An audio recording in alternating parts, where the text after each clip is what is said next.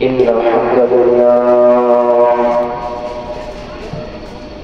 الحمد لله نحمده ونستعينه ونستغفره ونعوذ بالله من شرور أنفسنا ومن سيئات أعمالنا من يهده الله فلا مضل له ومن يضلله فلا هادي له ونشهد أن لا سيدنا ونبينا وحبيبنا وحبيب قلوبنا ومولانا محمدا عبده ورسوله أرسله بالحق بشيرا ونذيرا عثمان وداعيا إلى الله بإذنه وسراجا وقمرا منيرا أما بعد فأعوذ بالله من الشيطان الرجيم بسم الله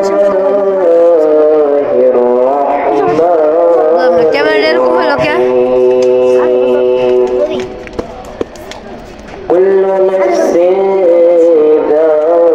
ذائقة الموت صدق الله مولانا العظيم পৃথিবীতে কেউ স্থায়ী হয় না হোক না সে ফেরাউন কিংবা নমরুদ কেউ ভবে চিরকাল হয় না কেউ ভবে চিরদিন হয় না চলে যায় সব ছেড়ে যেতে হয় মৃত্যু মানে না কোনো পরিচয় সব রাজা মহারাজা আর মহাবীর কাউকে সে অবকাশ দেয় না কাউকে সে অবকাশ দেয় না আলহামদুলিল্লাহ কোষাগুবলপুর পশ্চিম পাড়া জামে মসজিদের উদ্যোগে ৮তম বার্ষিক ওয়াজ ও দর মাহফিল আল্লাহ তাআলার অশেষ রহমত যে মানুষের এলাকার মানুষের মসজিদের মুসল্লিদের অসংখ্য অগণিত পরিশ্রমের ফলে আজকের এই দুনিয়াবি জান্নাতের বাগান আমরা এখন যারা দেশে ঘোরাফেরা করতেছি সকলের দিকে লক্ষ্য রেখে বলতেছি সকলে জান্নাতের বাগানের মধ্যে চলে আসে কোরআনের এই মজমা আজকে আপনাদের কাছে আছে আগামীকাল নাও থাকতে পারে এমনও হইতে পারে আজকে এই মজমায় আপনি আসতে পারেন নাই আপনার গুনাহগুলো মাফ করাইতে পারেন নাই আজকে রাতেই আপনার মৃত্যু হয়ে যাইতে পারে লক্ষ্য করে বলতেছি এখনো যারা দোকানে রাস্তাঘাটে ঘোরাফেরা করতেছেন সকলে জান্নাতের বাগানের মধ্যে চলে আসেন আল্লাহ তাআলা দরবারে অসংখ্য শুকর যে রব্বুল আলামিন আমাদেরকে ভালোবেসে পছন্দ করে এই জান্নাতের বাগানের মধ্যে আনছেন এই জন্য সকলে হৃদয় থেকে আল্লাহ তাআলা দরবারে শুকরিয়া আদায় করি সকলে বলি আলহামদুলিল্লাহ আমি আপনাদের সামনে কোরআনুল কারীম থেকে একটা আয়াতে কারিমা তেলাওয়াত করছি যে আয়াতের মধ্যে আল্লাহ তাআলা বলতেছেন আমি মানুষকে জীবন দান করছি মানুষের জীবনকে আমি আল্লাহ তাআলা আবার ছিনায় নিব মানুষকে আল্লাহ তাআলা জীবন দান করছেন আবার মানুষের এই জীবনটাকে আল্লাহ তাআলা কি করবেন ছিনায় নিবে মানে এক কথা, মানুষের জীবন আছে, মানুষের মৃত্যু আসবে। জীবন আল্লাহ দিছে, মৃত্যু অবধারিত। জীবন আল্লাহ দিছে, মৃত্যু কি অবধারিত। এই জন্য মৃত্যু আসার আগেই মানুষকে কি করতে হবে? মৃত্যুর পরে যাই তার শান্তি হয়, এই পথে এই রাস্তাটাকে চলতে হবে, এই রাস্তাটাকে জীবনটাকে পরিচালিত করতে হবে। মানুষের মৃত্যুটা দুইটা ভাগে বিভক্ত। কয় ভাগে? দুইটা ভাগে বিভক্ত। এক নম্বর হলো ইমানদারের মৃত্যু, দুই নম্বর বেঈমানের মৃত্যু। এক নম্বর ইমানদারের মৃত্যু, দুই নম্বর বেঈমানের মৃত্যু। আল্লাহর নবী বলেন, যখন কোন বেঈমান বান্দার মৃত্যুর সময় হয়, মালাকুল মউত তার সামনে কেমন ভাবে আসে সেই ব্যাপারে কিছু কথা বলবো ইনশাআল্লাহ। যখন কোন বেনামাজি বান্দার মৃত্যুর সময় হয়ে যায়, সারা জীবন ইসলামের বিপক্ষে কথা বলেছে, ইসলামের পক্ষে থাকে নাই, নামাজের সময় আযান শুনে রাস্তার কিনারে হেঁটে গেছে, মসজিদের মধ্যে যায় নাই, দ্বীনের পথে কথা বলে নাই, দ্বীনের বিরোধিতা করেছে, তাদের মৃত্যুটা কেমনে হবে শুনে যান। আল্লাহর নবী বলেন, যখন মালাকুল মউত তার সামনে হাজির হবে, মালাকুল মউত হাজির হওয়ার সঙ্গে সঙ্গে লোকটা লক্ষ্য করবে একজন খুব ভয়ঙ্কর ব্যক্তি তার সামনে উপস্থিত হয়ে গেছে, সাথে কিছু লোকজন নিয়ে আসছে, তাদের হাতের মধ্যে থাকবে জাহান্নামের একটা কাপড়, জাহান্নামের আগুন বিশিষ্ট একটা কাপড়। মালাকুল মউত খুব ভয়ঙ্কর একটা চেহারা নিয়ে বান্দার রূহ কবজ করার জন্য বেনামাজি বান্দার নিকট উপস্থিত হবে। বেনামাজি বান্দা যখন ওই দৃশ্য দেখতে পারবে, তার শরীরের মধ্যে একটা কুমন্ত্রণা, ভয় সৃষ্টি হবে। মালাকুল মউত তার নিকট এসে বলবেন, ইয়া আইয়াতুন নাফসুল খাবিসা উখরুজি ইলা মাতাবিল্লাহ, হে পাপিয়াত্মা তুমি বের হয়ে আসো, আল্লাহ তাআলা তোমার উপরে নারাজ হয়ে গেছে, তুমি রূহের থেকে বের হয়ে আসো, তুমি শরীর থেকে বের হয়ে চলে আসো। রূহ বের হতে চাইবে না, মালাকুল মউত বান্দার পায়ের দিকে টিপ দিবে।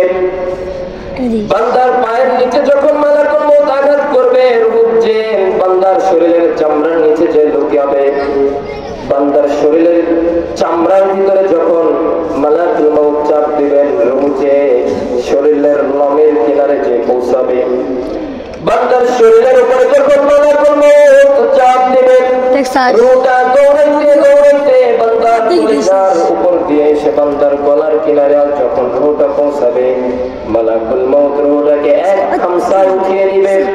হাদিসের মধ্যে নবী বলেন, উপরে কিছু জাহান্নামী ব্যক্তির, বেনামাজি ব্যক্তির মৃত্যুটা কেমন হবে শুনে যায়। নবীজি বলেন, মানুষের শরীরের পশম, প্রতিটা পশমের কিনারে যদি কাঁটা দিয়ে গেঁথে রাখে যতটা পরিমাণ ব্যথা না হয়, নবীজি বলেন বেনামাজি ব্যক্তি, জাহান্নামী ব্যক্তির মৃত্যু যন্ত্রণা তার থেকেও কঠিন। শুধু তাই নয়, নবীজি বলেন জীবিত একটা প্রাণী হত্যা না করে তার শরীর থেকে, যেমন ভাবে তার শরীর থেকে হত্যা না করে চামড়া ছিললে যতটা পরিমাণ কষ্ট হয়, বেনামাজি ব্যক্তির রূহটা কবজ করার সময় তার থেকেও বেশি কষ্ট করতে, তার থেকেও বেশি কষ্ট সহ্য করতে হয়। এত ভয়ঙ্কর কথা নবী বললেন, তারপরও আমাদের এই দিকে কোনো ফিকির নাই। দুনিয়া দুনিয়া দুনিয়া দুনিয়া, এরপরেও কি কোনো মানুষ গুনাহ করতে পারে বলেন? যখন কোনো মানুষ মৃত্যুর কথা ভাবে, এই ভয়ঙ্কর কথা ভাবে, তারপরেও কি সে গুনাহ করতে পারে বলেন? কিন্তু আমাদের কপাল খারাপ, আমরা কখনো ভাবি না যে আমাদের মৃত্যু বরণ করতে হবে। যদি বান্দা ভাবে যে বান্দার মৃত্যু আছে, বান্দার মৃত্যু বরণ করতে হবে, ওই বান্দার দ্বারা কখনো সম্ভব না। বলেন সম্ভব? কখনো সম্ভব না। কেউ যদি ভাবে যে আমার মৃত্যুটা এমন হবে যে আমার সমস্ত শরীরের মধ্যে কাটা ইনকাম রয়েছে, কেউ যদি এই কথা ভাবে তার মাধ্যমে কখনো গুনাহ করা সম্ভব না। কি বলেন, ঠিক না? কনফার্ম। তার জন্য মানে সে গুনাহের কাছেই যাবে না। এরপরে নবী বলেন, যখন জান্নাতি ব্যক্তি যখন নামাজ ব্যক্তির মৃত্যুর সময় হয়ে যাবে, দ্বীনের পথে যারা জীবনকে পরিচালিত করেছে, ইসলামের জন্য সারা জীবনকে ইসলামের রাস্তায় ব্যয় করেছে, ইসলামের জন্য নিজের জীবনটাকে উৎসর্গ করে দিয়েছে, নিজের জীবনকে কুরবান করে দিয়েছে, শুনে যান নবীজি বলেন তাদের মৃত্যুটা কেমন হবে? মালাকুল মউত জান্নাত থেকে একটা জান্নাতি কাফনের কাপড় নিয়ে আসবেন, এনে বলবেন, ইয়া আইয়াতুহান নাফসুল মুতমাইন্না ইরজিই ইলা রাব্বিকি রাদিয়াতাম মারদিয়া ফাদখুলি ফি ইবাদি ওয়াদখুলি জান্নাতি। ও আল্লাহর বান্দা, ও আল্লাহর মুত্তাকি বান্দা, তোমার মালিক তোমার উপর রাজি খুশি হয়ে গেছে, তুমি আল্লাহর রহমতে আল্লাহর জান্নাতের আশায় জান্নাতের জন্য তুমি তোমার শরীর থেকে বের হয়ে জান্নাতের মধ্যে প্রবেশ করো। সুবহানাল্লাহ। নামাজি ব্যক্তির মৃত্যুর কথা কি বললেন? তুমি বের হও, শরীর থেকে বের হয়ে কোথায় যাবা? জান্নাতে। আর বেনামাজের কথা কি বললেন? তুমি বের হও, আল্লাহ তাআলা তোমার উপরে নারাজ হয়ে গেছে, তুমি বের হও, তোমার জন্য জাহান্নামকে রেডি করে রাখছে। এরপরে যখন জান্নাতি ব্যক্তির রূহটা কবজ করে নেওয়া হবে, নবীজি বলেন, যখন কোন শিশু বাচ্চা মায়ের কোলে দুধ পান করতে করতে যখন ঘুমিয়ে যায়, তার শরীরে কি কোনো প্রকার আঘাত লাগে নাকি? এত শান্তির ঘুম শিশু বাচ্চারাই জানে। মায়ের কোলে যখন কোন শিশু বাচ্চা বিনা টেনশনে, কোনো কাজ নাই, কোনো পরিশ্রম নাই, কোনো কষ্ট নাই, কোনো বেদনা নাই, মায়ের কোলে যেমনি ভাবে ছোট্ট শিশু সন্তান দুধ পান করতে করতে ঘুমিয়ে যায়, নবী বলেন জান্নাতি ব্যক্তি নামাজি ব্যক্তির মৃত্যুটাও ঠিক এমন হবে। জান্নাতি ব্যক্তি মনে করবে আমি তো সুন্দরভাবেই আছি। কুরআনুল কারীম আল্লাহ তাআলা বলেন, ইন্নাল্লাযীনা ক্বালু রাব্বুনাল্লাহু সুম্মা ইসতাকামু তাতানাজ্জালু আলাইহিমুল মালাঈকা আল্লা তাখাফু ওয়া লা তাহজানু ওয়া আবশিরু বিল জান্নাতি আল্লাতী কুনতুম তুআদুন। জান্নাতি ব্যক্তির যখন রূহটাকে কবজ করা হবে, তার সামনে জান্নাতকে তুলে ধরবেন আল্লাহ তাআলা। জান্নাতকে তুলে ধরবেন। বান্দা যখন দেখতে পারবে আমার আসল বাড়ি জান্নাত তো আমার সামনে, ইতিমধ্যে রূহটা আস্তে আস্তে রূহ শরীর থেকে বের হইতে শুরু করবে, কারণ দেখছে আসল বাড়ি কোথায়? জান্নাত। আমাদের আসল বাড়ি কোনটা? জান্নাত। কোনটা? জান্নাত। আমরা আসছি কোথা থেকে? জান্নাত। কিন্তু দুনিয়ার মধ্যে আসার পরে ভেজালের মধ্যে পড়ে সবকিছু বইলে জাহান্নামের রাস্তায় চলে যাচ্ছে। আল্লাহ তাআলা বলেন, দুনিয়া মাজরাউন, আর দুনিয়া হলো আখিরাত কামায়ের ক্ষেত শুরু। আমরা জমিনে ফসল লাগাই, লাগানোর পরে ফসলটা নিয়ে চলে আসি। দুনিয়া আমাদেরকে আল্লাহ তাআলা দিয়েছেন ক্ষেত শুরু, কিন্তু আমরা ফসল থেকে লাগাইতেছি কিন্তু ঠিক মতো লাগাইতেছি না। ফসল আনা আমাদের দ্বারা সম্ভব না। কি বলেন, সম্ভব? সম্ভব না। মুসলমান ইমানদার নামাজি ব্যক্তির রূহটা যখন কবজ করা হয়ে যাবে, জান্নাত তার সামনে হাজির নিয়ে জান্নাতকে তার সামনে উপস্থিত করে তার রূহটাকে বের করবেন।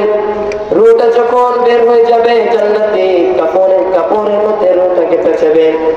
জান্নাতি কাপড়ের মধ্যে রূহটাকে পেঁচানোর পরে রূহটাকে নিয়ে আল্লাহ তাআলার রহমতের ফেরেশতা আসমানের দিকে যাইতে শুরু করবে। আসমানের দিকে যখন চলে যাবে, প্রথম আসমানের নিকট যে আসমানের দারওয়ান ফেরেশতার নিকট যে বলবে, আসমানের দরজা খুলে দাও, আল্লাহ তাআলার জান্নাতি বান্দার রূহ নিয়ে এসেছি। আল্লাহ তাআলা জান্নাতি বান্দার রূহটাকে ইল্লিয়িন জান্নাতের স্থানে পৌঁছাই দিব। জান্নাতে আসমানের দারওয়ান ফেরেশতা আসমানের দরজা খুলে দিবে এবং বলতে থাকবে, কার রূহ নিয়ে আসছো? ব্যক্তি যার রুহের থেকে সুন্দর এত মিশকে আম্বরের ঘিরান প্রবাহিত হইতেছে। নামাজি ব্যক্তির রুহ থেকে কি হবে? মিশকে আম্বরের ঘিরান বের হইতে থাকবে। প্রথম আসমানের ফেরেশতারা জিজ্ঞাসা করবে, হে রহমতের ফেরেশতারা, কার রূহ নিয়ে এসেছো যার রূহ থেকে মিশকে আম্বরের ন্যায় ঘিরান ছড়াইতেছে? রহমতের ফেরেশতা ডাক দিয়ে বলবেন, অমুক বাড়ির অমুক লোক আল্লাহ তাআলার জন্য নিজের জীবনকে উৎসর্গিত করছে, আল্লাহ তাআলার জন্য নিজের জীবনটাকে সারা জীবন ইসলামের জন্য ব্যয় করছে, কোরআনের জন্য ব্যয় করছে, নামাজের পিছনে ব্যয় করছে। এই বান্দাটার রূহ নিয়ে এসেছি, এই বান্দাটার রূহকে নিয়ে এসেছি, এই জন্য আল্লাহ তাআলার রহমতের ওসিলায় ওই বান্দার রূহ থেকে মিশকে আম্বরের ন্যায় ঘিরান বের হইতেছে। এমন করতে করতে সপ্তম আসমান পর্যন্ত নিয়ে যাবে। প্রতিটা আসমানের ফেরেশতা জিজ্ঞাসা করবে, একই উত্তর একই উত্তর। সপ্তম আসমানে যখন নিয়ে যাবে মালিক বলবেন, থাম, আর আসার দরকার নাই, আমার বান্দার উপরে আমি রাজি খুশি, আমার বান্দার জন্য তুমি আইলিয়িন জান্নাতের ঠিকানায় বান্দার রূহকে পাঠিয়ে দাও। সুবহানাল্লাহ। কোথায় পাঠাবে? জান্নাতের ঠিকানা। কাদের মৃত্যু? নামাজি ব্যক্তি। কাদের মৃত্যু বলে? নামাজি ব্যক্তি। আর বেনামাজির ব্যক্তি? বেনামাজি ব্যক্তির রূহটা কবজ করছে, বেনামাজি ব্যক্তির রূহ যখন কবজ করছে, জাহান্নামের কাপড়ের মধ্যে, আগুন বিশিষ্ট কাপড়ের মধ্যে রূহটাকে পেঁচাইছে।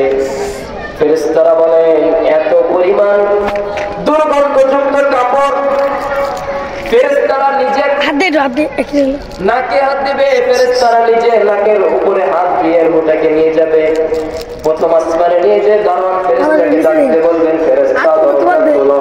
ফেরেশতা বলবে, কোন নাফরমানের রূহ নিয়ে এসেছো যার রূহ থেকে এত দুর্গন্ধ বের হইতেছে? ফেরেশতা বলবে, না না, তার জন্য আসমানের দরজা খোলা যাবে না, তার জন্য আসমানের দরজা খোলা যাবে না, তুমি তাকে জাহান্নামের স্থান সিজ্জিনের মধ্যে নিক্ষেপ করো। ফেরেশতা এত জোরে এত সজোরে তাকে একটা চাপ দেবে, ধাক্কা দিবে, এক ধাক্কায় 7তম জমিনের নিচে জাহান্নামের জায়গা সিজ্জিনে চলে যাবে। তার মানে আমাদের নামাজ পড়ার দরকার আছে কি নাই? নামাজ পড়তে হবে। নবী বলেন, মিফতাহুল জান্নাতি সালাত, নামাজ বেহেশতের চাবি।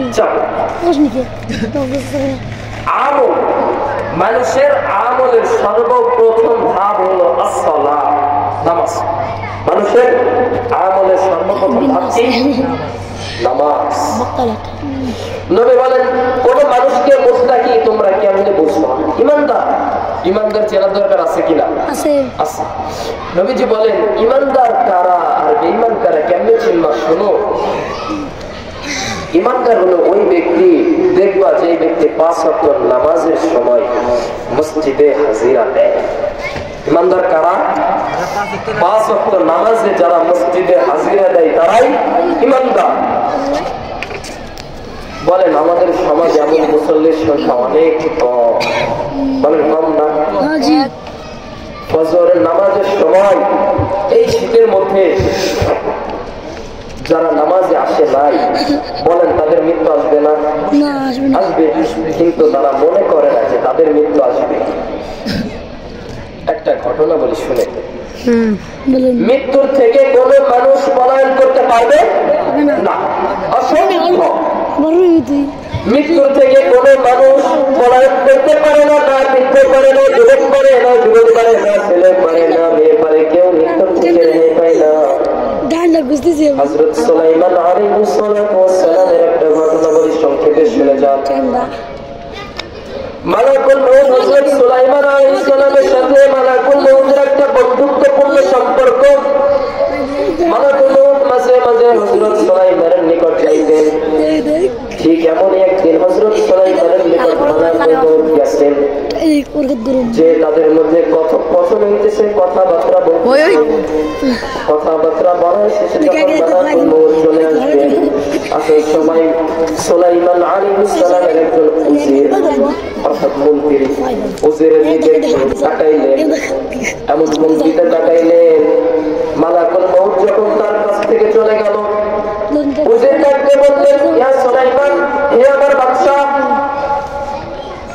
আপনার নিকট যে যুবকটা এসেছিল তিনি কে? সুলাইমান আলাইহিস সালাম উত্তর দিলেন, ইনি হলেন মালাকুল মউত, অর্থাৎ মৃত্যুর ফেরেশতা। ইনি মালাকুল মউত। উজির ডাকতে বললেন, ইয়া সুলাইমান, ওই ব্যক্তিটা যাওয়ার সময় আমার দিকে এমন নজরে তাকিয়েছে, এমন ভাবে তাকিয়েছে, আমার কলিজায় পানি নাই, কলিজার পানি শুকিয়ে গেছে। ইয়া সুলাইমান, হে আমার মালিক, হে আমার বাদশা, আপনি একটা কাজ করেন, দ্বিতীয়বার ওই ব্যক্তির সাথে আমার জানে আর সাক্ষাৎ না হয়, আপনি আমাকে এখান থেকে উঠিয়ে আপনি মেঘমালাকে বলেন, মেঘমালা জানি আমাকে এখান থেকে উঠিয়ে হিন্দুস্তানের একটা জায়গায় নিয়ে রেখে আসে। তিনি এই কথা বলার সঙ্গে সঙ্গে হযরত সুলাইমান আলাইহিস সালাম তাই করলেন। মেঘমালাকে হুকুম দিলেন, যাও তুমি আমার উজিরকে নিয়ে হিন্দুস্তানের মধ্যে একটা জায়গা আছে, ওই জায়গার মধ্যে রেখে দিয়ে আসো। কিছুক্ষণ পর মালাকুল মউত আবার হযরত সুলাইমানের নিকট আসলেন। এখন হযরত সুলাইমান জিজ্ঞাসা করলেন, ইয়া মালাকুল মউত, ইয়া মালাকুল মউত, তুমি যখন আমার কাছ থেকে কথাবার্তা বলে চলে যাইতেছিলা, তুমি কেমন ভাবে আমার উজিরের দিকে তাকাইছো আমাকে একটু বলো। মালাকুল মউত ডাকতে বললেন, ইয়া আল্লাহর নবী সুলাইমান, হে সুলাইমান, আমি আমার একটা রশিদের বই আছে, আমার একটা হাজিরার বই আছে, যে বইয়ের মধ্যে আমি দেখতে পাই কার মৃত্যুটা কখন কোথায় হবে। মালাকুল মউত কি দেখতে পাই? কার মৃত্যুটা কখন কোথায় হবে। আল্লাহ তাআলা আমাকে সুন্দরভাবে নোটিশ দিয়েছেন কার মৃত্যুটা কখন কোথায় অবতারিত হবে। ঠিক আমি সেইখানে যে তার রূহটাকে কবজ করি। আমি যখন আপনার সাথে কথা বলতে আপনার এই দরবারে এসেছিলাম, আমি লক্ষ্য করলাম আমার হাজিরার মধ্যে আগামী 2-3 মিনিট পরে যার মৃত্যু লেখা আছে, সে মৃত্যুবরণ করবে হিন্দুস্তানে, কিন্তু সে কি জন্য আপনার পাশে বসে আছে আমি এই জিনিসটা দেখে অনেক অবাক হয়ে গেলাম। এই জন্য আমি তার দিকে একটু লক্ষ্য করলাম, কিন্তু আমি এই কথাও ভেবেছি আমাকে আল্লাহ যা বলছেন হুকুম আল্লাহর, আমাকে আল্লাহ বলছেন হিন্দুস্তানে যাইতে, রূহ কবজ করতে, আমি হিন্দুস্তানে যেয়ে রূহ কবজ করব। আমি কথাবার্তা বলে আপনার থেকে যখন চলে গেলাম, আমি যখন আপনার থেকে চলে যেয়ে রওনা হইলাম, আমি যখন হিন্দুস্তানে পৌঁছাইলাম, আমি দেখলাম আমি পৌঁছানোর আগে আপনার উজির হিন্দুস্তানে পৌঁছাই গেছে। ইতিমধ্যে হযরত সুলাইমান বললেন, আহরে, মৃত্যু এমন একটা জিনিস, এক স্থান থেকে আর এক স্থানে আমার উজির চলে গেছে, তারপরেও সে রক্ষা পেল না। আরে মৃত্যু মানুষকে এত পরিমাণ পাত্র করে রাখছে, মৃত্যু থেকে কখনো কেউ রেহাই হবে না।